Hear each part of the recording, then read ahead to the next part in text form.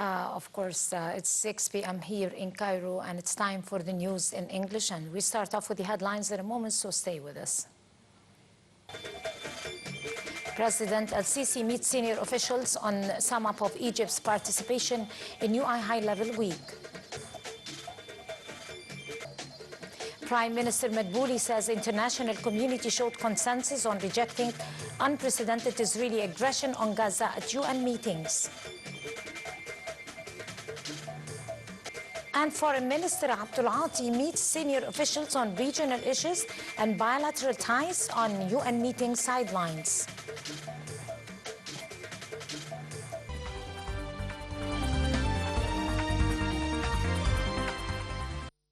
Welcome back. The news in full. President Abdel Fattah al-Sisi today met Prime Minister Mustafa Madbouli and a number of senior officials on the outcome of the Prime Minister's latest visit to the United States. Madbouli said he conveyed greetings from President al-Sisi to U.S. President Donald Trump in a meeting that the latter hosted the Arab and Muslim leaders, in which the Prime Minister took part on behalf of the head of state on post-war plans for Gaza.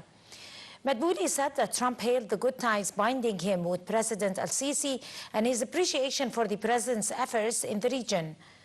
The Prime Minister also reviewed a sum-up of other activities as he attended a part of UN high-level meetings, most notably the International Conference on the Two-State Solution. Madbouli said he had been keen to highlight Egypt's commitment to the Camp David Accord being a strategic option and a role model for the peace in the region.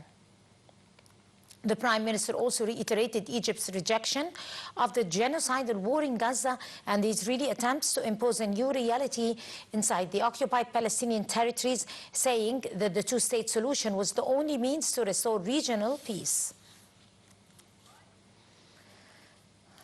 And Prime Minister Mustafa Madbouli said today that the international community has expressed the consensual rejection of the unprecedented Israeli occupation aggression in Gaza at the UN High-Level Week.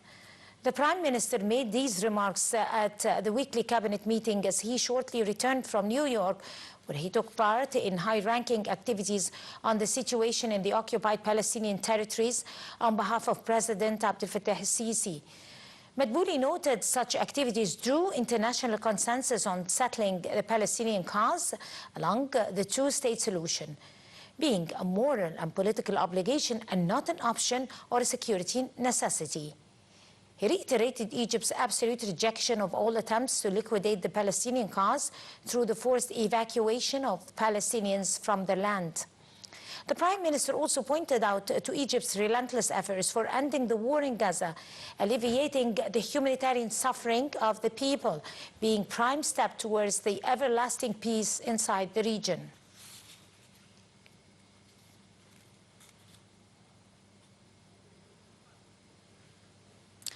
Naguib Mahfouz Studio hosted today the first reception ceremony organized by National Media Agency or Authority, marking the reissuance of Mاسبيرو book.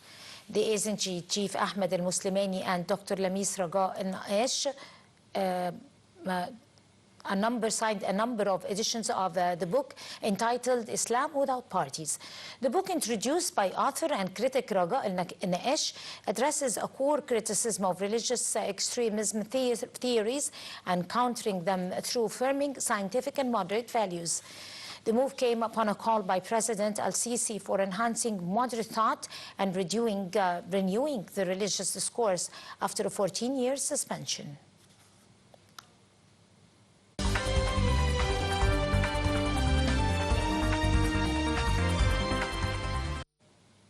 Welcome back once again. Minister of Foreign Affairs Badr Abdul Ati today stressed the necessity of intensified international efforts for halting the Palestinian bloodshed and evacuation attempts in Gaza.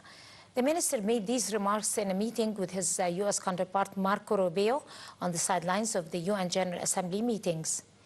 Egypt's top diplomat renewed President Abdel Fattah al-Sisi's appreciation for U.S. President Donald Trump is his efforts for immediately halting the Gaza genocide war in a meeting that he hosted with the Arab Islamic group.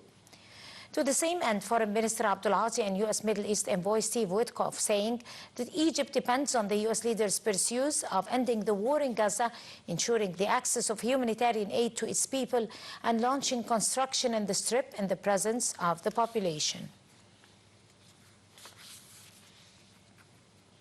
And Minister of Foreign Affairs Badr Abdul Ati took part in a quadruple meeting in Sudan comprising Egypt, Sudan, Saudi Arabia, the United Arab Emirates, and the U.S.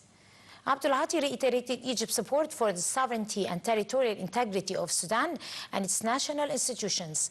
He called for ending the humanitarian suffering of the conflict-hit Sudan, expressing concern over the deteriorating conditions in Al-Fashir city. In the same context, Egypt's top diplomat took part in a meeting at the European Union mission headquarters on the conditions in Sudan. In the meeting called for by France, Germany, and the European Union, Abdul Ati said that the future of Sudan should be decided by Sudanese people with no foreign interference. And Minister of Foreign Affairs Badr Abdul Ati, he met senior officials of the U.S. Chamber of Commerce, saying that Egypt will always be a trust partner for the U.S. investors. He called on the U.S. investors and businessmen to expand their investment activities in the national market, localize supply chains, and help building competitive and productive platforms serving regional markets. Abdul Ati lauded the economic partnership with the U.S. as key part of the two sides' strategic ties.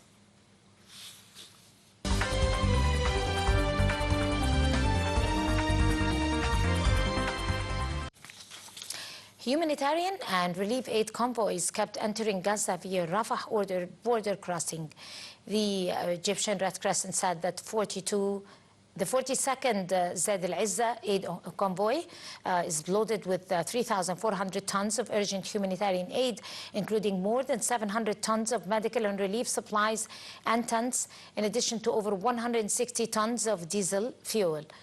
The aid is provided to Gaza from Egypt in the framework of its efforts to alleviate the humanitarian suffering of the Palestinians there. Mark said drones flew over multiple airports across the country today and caused one of them to close for hours after a similar incident this week prompted Copenhagen Airport to shut. The latest incidents in Danish skies follow similar events in Poland and Romania and the violation by Russian fighter jets of Estonia's airspace, which have raised tensions in light of Russia's ongoing invasion of Ukraine. The Danish police said an investigation was underway with Danish intelligence service and that armed forces to clarify the circumstances.